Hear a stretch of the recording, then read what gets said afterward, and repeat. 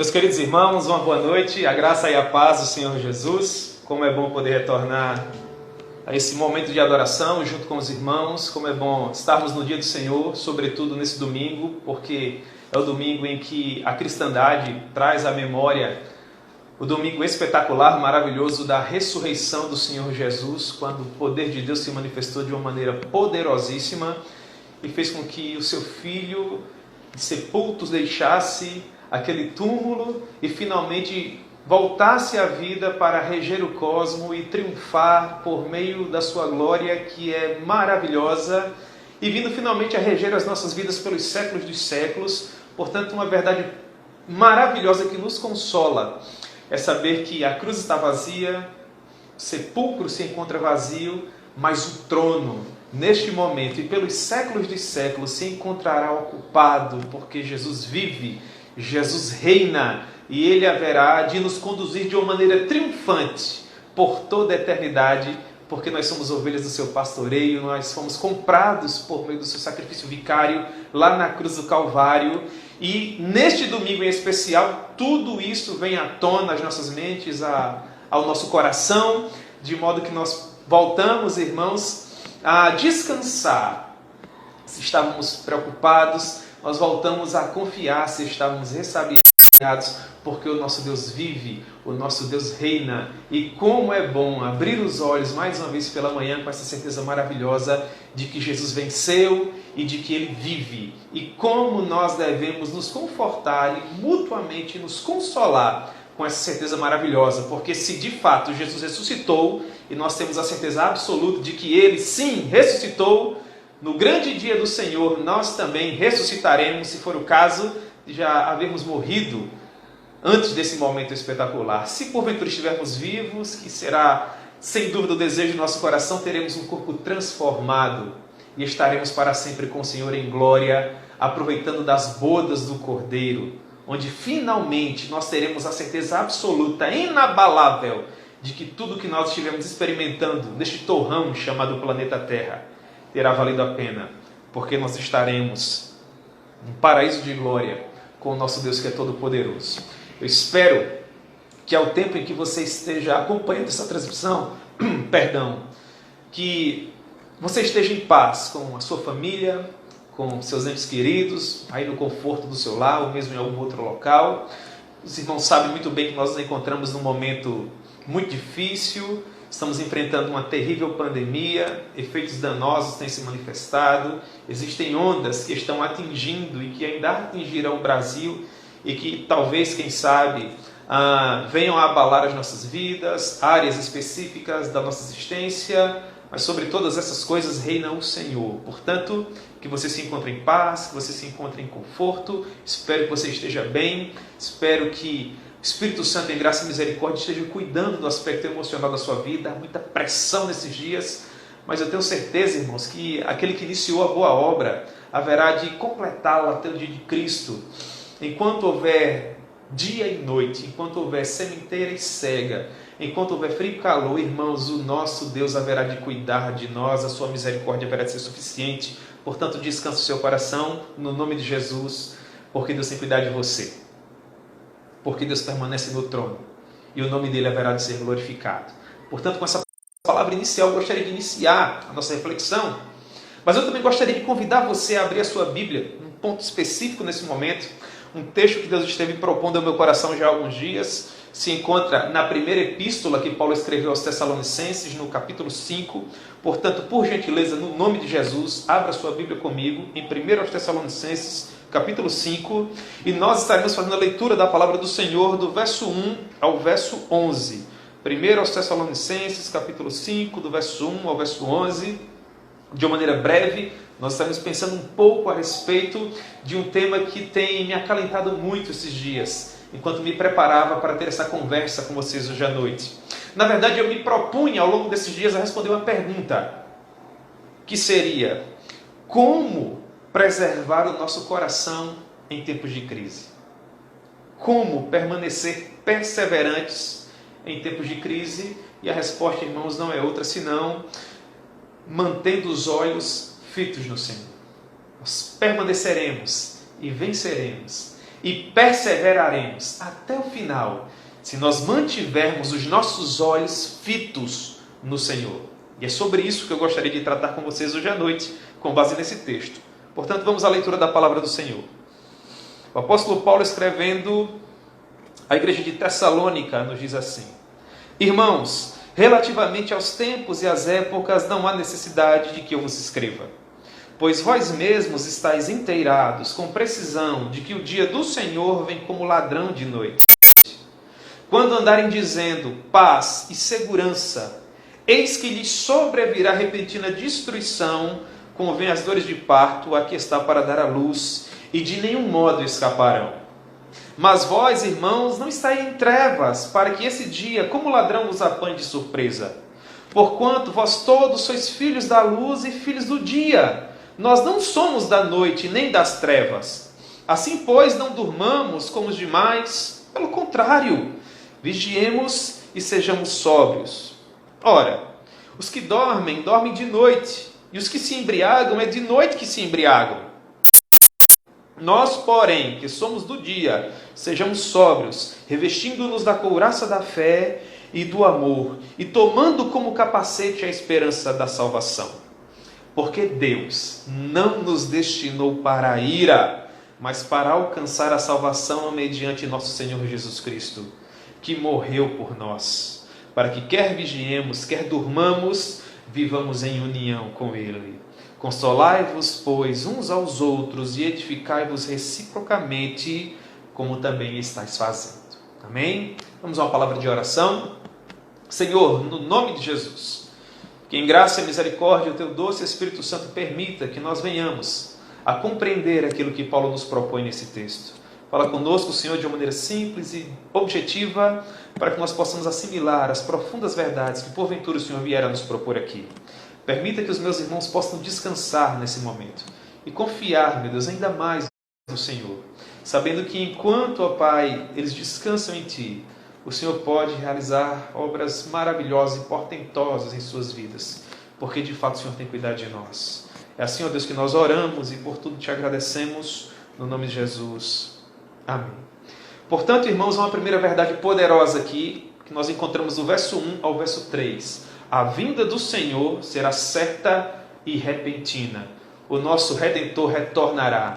Ele voltará para buscar a sua igreja. Aqueles que porventura já tiverem morrido, estes ressuscitarão primeiro. Aqueles que estiverem vivos por ocasião do retorno glorioso do Senhor, estes terão seus corpos glorificados. Eles subirão, se encontrarão com o Senhor nas nuvens e iniciarão um momento de paz e de alegria que nunca mais terá fim. Porque na presença do Senhor, já nos diz o Salmo 16, versículo 11, a plenitude de alegria e delícias perpetuamente. Portanto, uma primeira verdade que deve acalentar o nosso coração é de que, assim como Ele prometeu que ao terceiro dia Ele ressuscitaria, Ele também nos prometeu que no tempo devido Ele retornaria. Assim como a primeira promessa fora cumprida, dela nós nos lembramos hoje e nos regozijamos tanto, nós também precisamos acalentar o nosso coração na certeza de que a segunda promessa dentro desse contexto também se cumprirá. O nosso Rei retornará de uma maneira repentina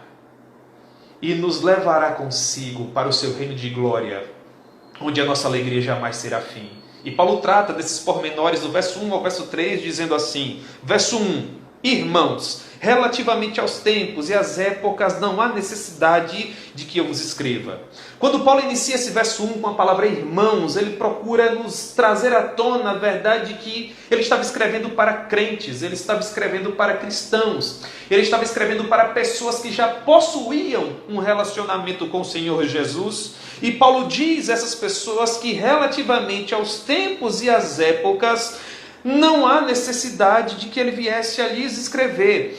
A ideia que nós fazemos, com base nesse versículo 1, é de que Paulo já havia trabalhado esse aspecto teológico de uma maneira tão profunda com a igreja de Tessalônica, que a igreja estava tão ciente de que o Senhor Jesus retornaria no momento devido a ele, no momento determinado pelo Deus Pai, que Paulo agora, ao tempo que escrevia esse documento, não tinha que se preocupar em colocar no papiro informações inerentes a esse retorno. Pelo contrário, Paulo diz que acerca desse tempo, desta época, quando finalmente o Senhor Jesus vier nos buscar, não há necessidade de que ele voltasse a lhes escrever, porque isso, nós compreendemos, já estava fixo na mente e nos corações dessas pessoas, e bem assim o próprio Senhor Jesus, antes de partir, estando se despedindo dos seus discípulos, mencionou de uma maneira enfática: não vos compete conhecer tempos ou épocas que o Pai reservou pela sua exclusiva autoridade. Isso é Atos capítulo 1, versículo 7. Palavras de Jesus quando ele se despedia do colégio apostólico antes da sua ascensão. Portanto, é uma verdade inabalável. Nós não temos que nos preocupar com tempos ou épocas, porque isso é devido ao Senhor Jesus.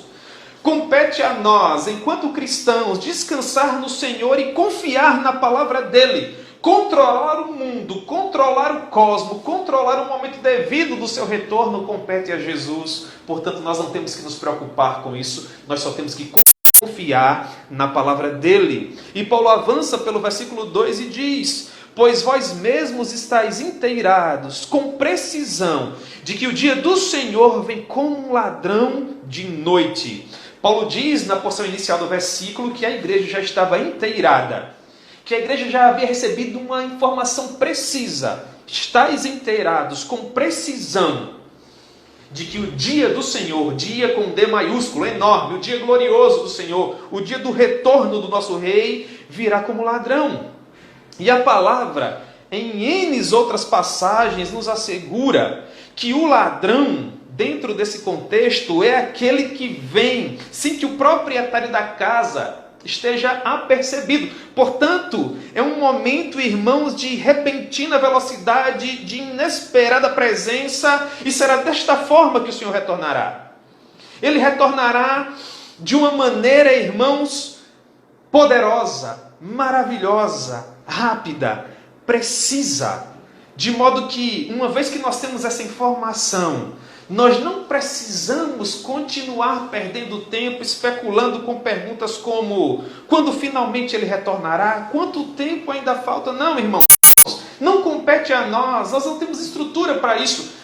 Nós não devemos nos preocupar com indagações assim, pelo contrário, nós só temos que descansar. Até porque quando nós paramos e passamos a pensar a respeito destas indagações, nós perdemos um tempo precioso, um tempo que nós deveríamos estar usando para fazer valer a missão que ele nos confiou sobre a face da terra, de expandir o seu reino e de manifestar a sua glória até que ele venha. Portanto, o que nós temos que fazer? Entender, como Paulo diz, com toda a precisão, que num momento que será devido ao Deus Pai, o Deus Filho retornará ao soar da última trombeta. Quando finalmente a missão da igreja estiver concluída e o último eleito já tiver sido alcançado pela comunicação pública do Evangelho, então finalmente o nosso Senhor retornará. E o seu nome será conhecido e glorificado pelos séculos dos séculos em toda a face da terra, para a glória do nome dele. Mas ele nos dá indícios de quando isso acontecerá. Versículo 3.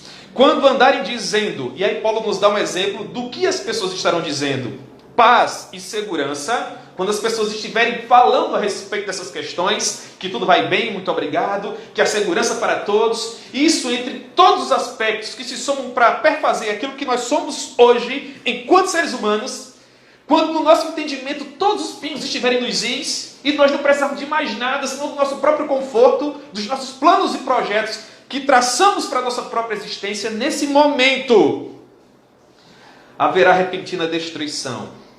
Assim como vem as dores de parto, aqui está para dar à luz, e de nenhum modo escaparam. O que Paulo procura nos dizer aqui é que, de acordo com seus próprios planos, de acordo com suas próprias metas, as pessoas pensarão que estarão seguras. Os homens acharão que serão os senhores do seu próprio destino. Eles serão os capitães das suas próprias almas, e quando eles estiverem vivendo desta maneira, a palavra nos assegura que haverá uma repentina destruição. Nesse contexto, o Senhor nos ensina de maneira poderosa que o homem não tem controle nenhum sobre a sua própria existência. O homem não demanda absolutamente nada. O homem não tem o poder de pautar a sua própria existência. Perceba que ideia contraproducente. O homem diz que a paz e segurança vai tudo muito bem, obrigado. Neste momento, Deus rompe com tudo isso e diz: não, haverá repentina destruição. Porque quem pauta é Deus, porque quem controla é Deus, porque quem diz o que deve acontecer ou não é Deus. Por mais que nós venhamos a querer ser os senhores do nosso destino, por mais que nós queiramos estender bem alto o estandarte da nossa própria vida e dizer, o norte da minha existência sou eu demando, eu decido, eu pauto. Irmãos, nós não somos absolutamente nada, não passamos de pó e cinza. E um vírus microscópico, que nem todo microscópio pode enxergar, tem feito com que o mundo agora esteja em polvorosa, literalmente de pernas para o ar. Porque nós não demandamos. Nós somos pó e nós somos cinza. Assim será a vinda do Senhor, abrupta, repentina, poderosa.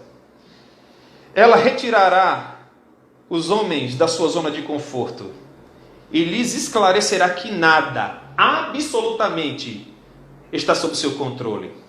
Assim como ocorre com a mulher que está prestes a dar à luz, ela não agenda quando o bebê finalmente virá e nascerá. Assim será com esta humanidade quando finalmente o nosso Redentor retornar. William Hendrickson, aquele comentarista poderoso, pautando esse versículo, diz assim: o mundo em geral está comendo e bebendo, comprando e vendendo, construindo e plantando, casando-se e dando-se em casamento. Quando Jesus voltar, algo vai acontecer. E ele continua: naturalmente, nenhuma dessas coisas é pecaminosa em si mesmas. O que poderia haver de errado em receber alimentação física, dedicar-se ao comércio ou à indústria, praticar agricultura, planejar um casamento? Ora, Deus pode ser glorificado em todas essas coisas. Quando, porém, a alma é totalmente absorvida por elas, de tal forma que se tornam um fim em si mesmas, e as necessidades espirituais mais elevadas passarem a ser negligenciadas e serem colocadas em segundo e terceiro plano, então finalmente todas essas coisas se transformam em maldição e não mais são uma bênção. E não há qualquer ser humano que se furte essa realidade. Quando finalmente o Senhor Jesus retornar, nós finalmente saberemos que espécie de atenção nós estávamos dando a essas coisas. Irmãos, é lícito, como o próprio comentador diz, comer e beber, comprar e vender, construir e plantar, casar e dar-se em casamento. Nós, enquanto seres humanos, estamos aqui para isso, mas a razão última da nossa existência não é essa. Tudo isso é acessório se comparado à missão sublime que nós recebemos quando compreendemos a mensagem da cruz. A missão de todo ser humano que se relaciona com Deus Pai é viver para a glória do nome dEle. É pregar o Evangelho de modo que ele se torne conhecido. É expandir o seu reino de modo que ele se torne glorificado. Comer e beber, casar e dar-se em casamento, plantar e colher é acessório a essa missão que é principal. O nosso coração pulsa e os nossos pulmões estão cheios de ar para tão somente realizarmos a obra de Deus. Comer e beber só nos mantém vivos para que nós possamos realizar essa obra. Comprar e vender só permite que nós tenhamos condições materiais de realizar essa obra. Casar e dar-se em casamento só permite que nós venhamos a cumprir com um mandato cultural para que possamos realizar essa obra. Mas tudo isso é acessório, a missão sublime, a razão de ser de todo ser humano é viver para a glória de Deus, é viver para a glória do nome dEle. Interessante notar que a esses dias, ou nesses dias mais do que nunca, todos nós temos percebido que Deus tem poder para mobilizar todo mundo de uma só vez. Todo mundo está mobilizado, irmãos, por conta dessa pandemia. Os nossos relógios estão literalmente sincronizados. A notícia nos jornais é uma só. Como um relâmpago que sai do Oriente e vai até o Ocidente. Todos nós estamos vivendo a mesma realidade. Estamos olhando para o mesmo objetivo. Mais do que nunca é tempo, irmãos, de uma reflexão. Qual de fato tem sido a minha preocupação? O que mais tem me afetado ao longo desses dias? O que eu perdi que mais afeta o meu coração? Aquilo que me trazia conforto e que infelizmente agora eu não tenho? Ou que de fato traz razão de ser para a minha existência? Qual tem sido o ponto alto da sua reflexão? Você se encontra amargurado por quê? Reflexivo por quê? Ansioso por quê? Há uma missão sublime para a sua vida. Você só existe para essa missão. Eu pergunto a você, ela se encontra abalada pelo que está acontecendo hoje? O que se encontra abalado, irmãos? O que saiu do controle? E aí Paulo continua. E agora, nesse momento, no ponto que nós chegamos Agora no texto, ele nos dá um segundo conselho, ele diz: você precisa se manter vigilante. Você precisa manter os seus olhos no ponto que é primordial para a sua vida. Talvez as pessoas se encontrem angustiadas e amarguradas, eu falo de uma maneira geral, porque talvez elas estejam olhando para um ponto que não é necessariamente o ponto que Paulo nos convida a olhar aqui. Dependendo para o local que você está olhando agora, no momento que nós estamos atravessando, nessa jornada difícil que nós temos amargado, talvez por olhar por esse ponto você se encontre de fato preocupado e angustiado, mas se você olhar por uma outra perspectiva, quem sabe Deus possa fazer o seu coração descansar. E é sobre essa perspectiva que eu gostaria de falar com você agora, que se encontra do verso 4 ao verso 11, quando Paulo diz: mas vós, irmãos, não estáis em trevas, para que esse dia, como ladrão, vos apanhe de surpresa.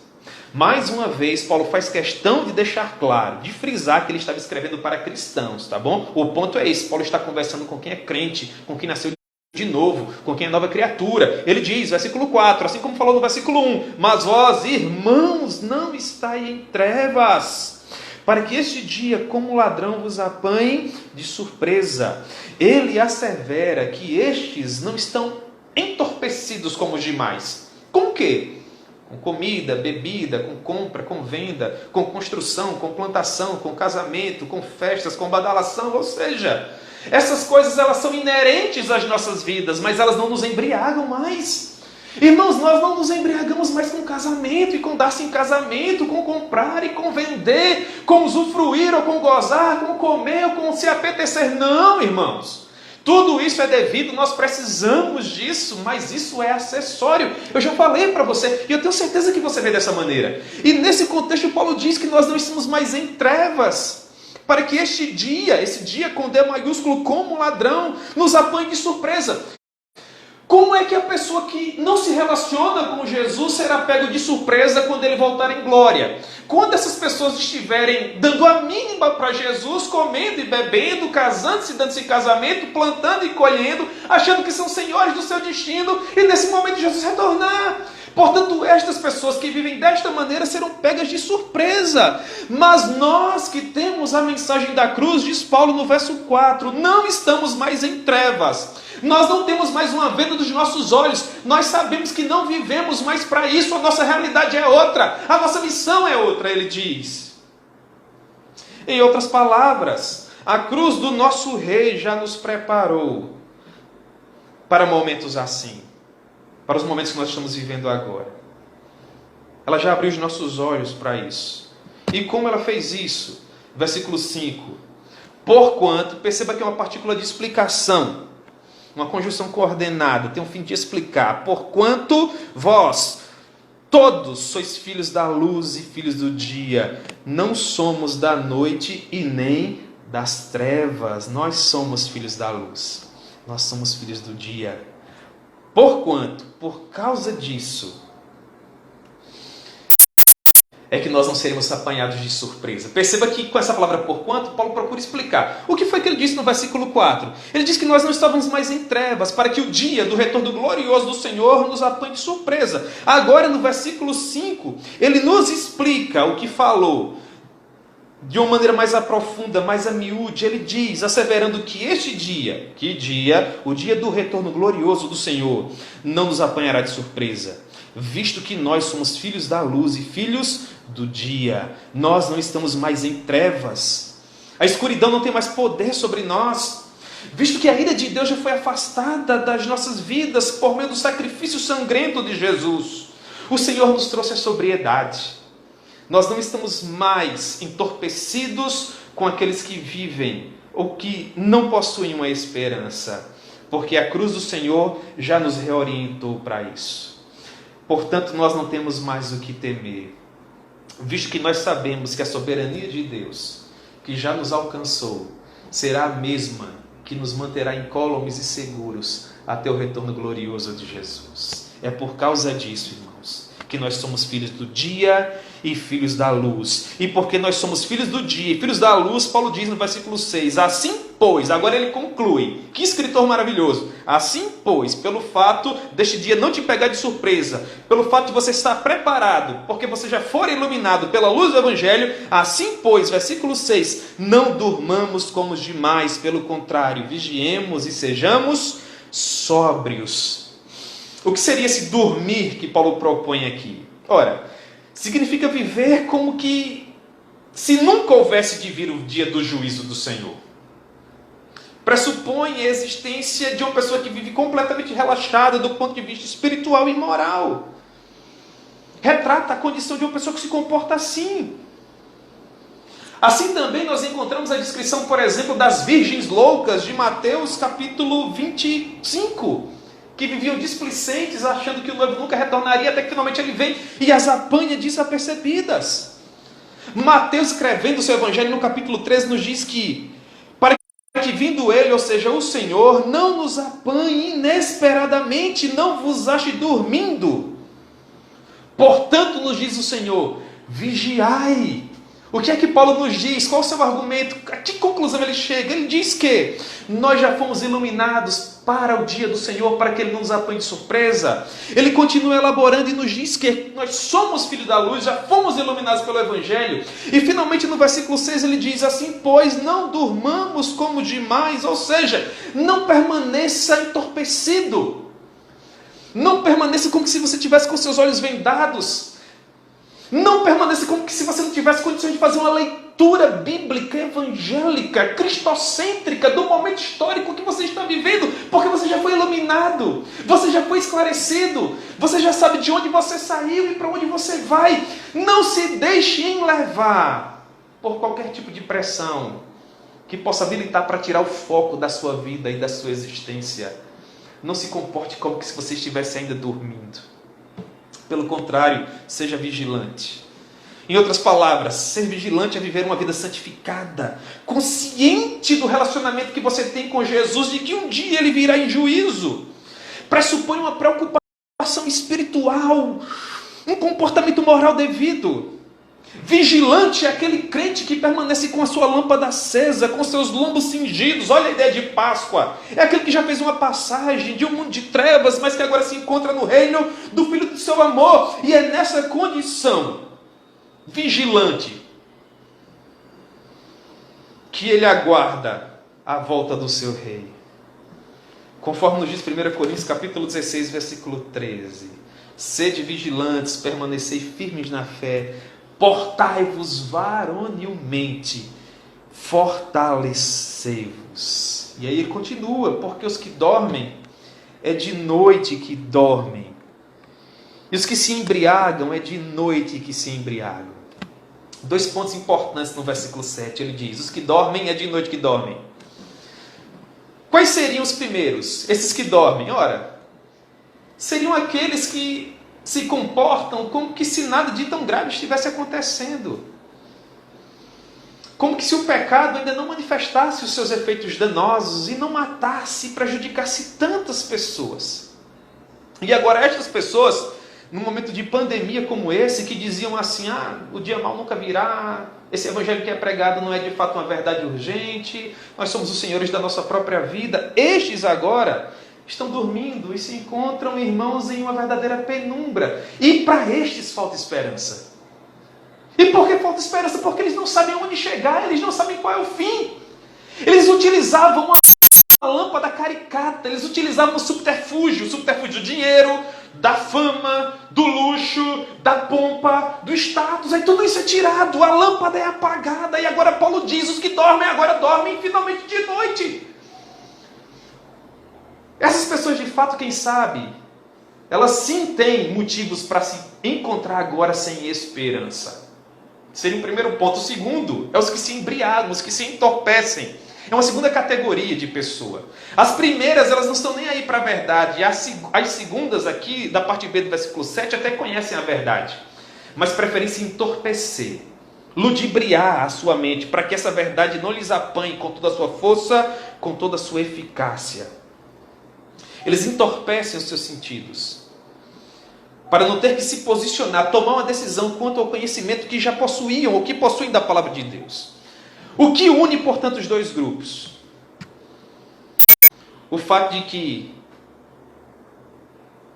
eles agora passam a vagar na noite. Eles agora não possuem um norte a seguir. Um facho de luz para guiá-los ao longo da penumbra que se estende por todo o mundo. E por que isso acontece? Porque aqueles que até então ofereciam um caminho alternativo, quer ser feliz, ganhe dinheiro, quer ser feliz, enriqueça o seu currículo, quer ser feliz, seja o senhor do seu destino. E aí vem as filosofias, né? Feminismo e tudo mais. Onde se encontram agora essas filosofias, irmãos? Tem poder de acalentar? Tem poder de trazer paz? E em que ponto nós recaímos? Que aqueles que ofereciam uma luz, ainda que caricata, agora não tem nada a oferecer. Porque é verdade o adágio que diz: como pode um cego guiar outro cego? Será que ambos não cairão no abismo? Por isso a falta de esperança se espalha de forma vertiginosa sobre todo o mundo. Falta luz para que as pessoas possam guiar as suas próprias vidas. E agora nós retornamos ao ponto com o qual eu encerro. Versículo 8. Nós, porém, que somos do dia, sejamos sóbrios. Quando faltava luz, irmãos, em todo o Egito, as casas dos filhos de Israel permaneciam com iluminação, permaneciam com norte, permaneciam com direção. Nesses dias difíceis de pandemia, nós devemos nos lembrar que somos luz. Nós devemos nos lembrar que já fomos alcançados por essa verdade que traz paz e acalento para as nossas vidas, porque Jesus é a nossa luz. Mas o fato de nós estarmos em luz, o fato da pandemia não ter apagado o nosso norte, o fato da pandemia não ter apagado a luz que ilumina a nossa vida, não significa dizer que nós não podemos nos entristecer, não significa dizer que nós não podemos nos amargurar, não significa dizer que nós não podemos, irmãos, em dado momento nos abalar, achando que nós também estamos vivendo o nosso fim. Ora, isso é possível porque nós somos seres humanos. É por isso que Paulo diz no versículo 8: revistam-se da couraça da fé e do amor e tomem o capacete da esperança da salvação. Em outras palavras, Paulo sabe que nós somos pó e que em momentos difíceis como este de pandemia, quando a tristeza porventura possa querer voltar ao nosso coração, trazendo aquela escuridão de outrora, o que nos aconselha a fazer? Como devemos nos comportar? Blinde o seu coração com a couraça da fé e do amor. Lute contra a falta de esperança, contra o desespero, contra qualquer outro sentimento que tente roubar de você aquilo que você já alcançou por meio da cruz.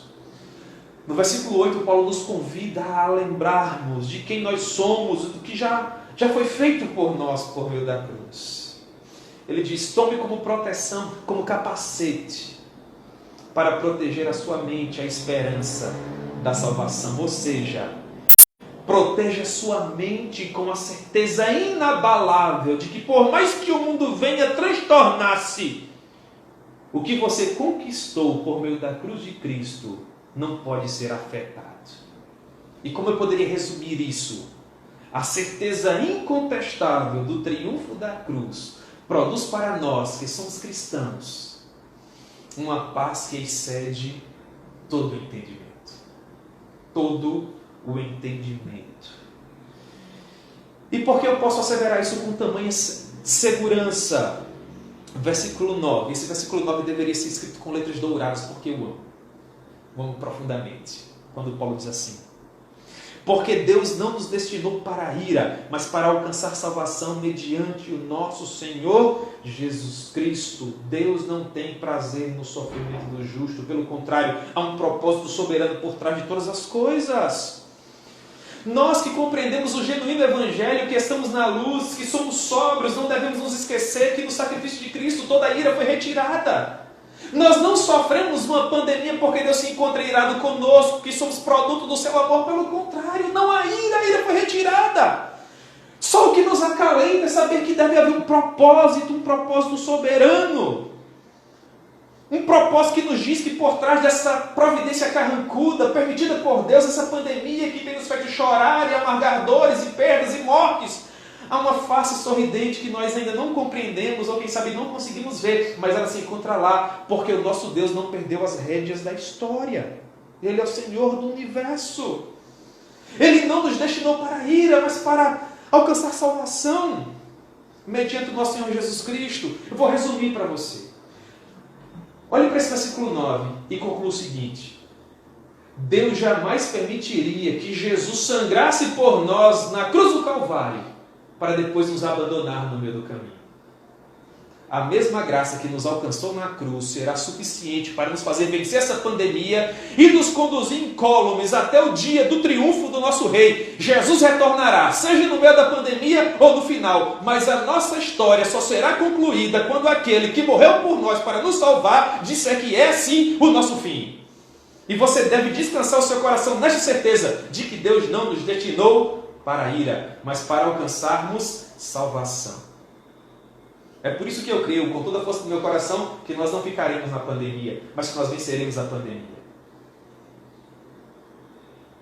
Nós venceremos a pandemia se o Senhor Jesus voltar agora, porque Ele dirá que ela chegou ao fim e Ele nos levará para a glória.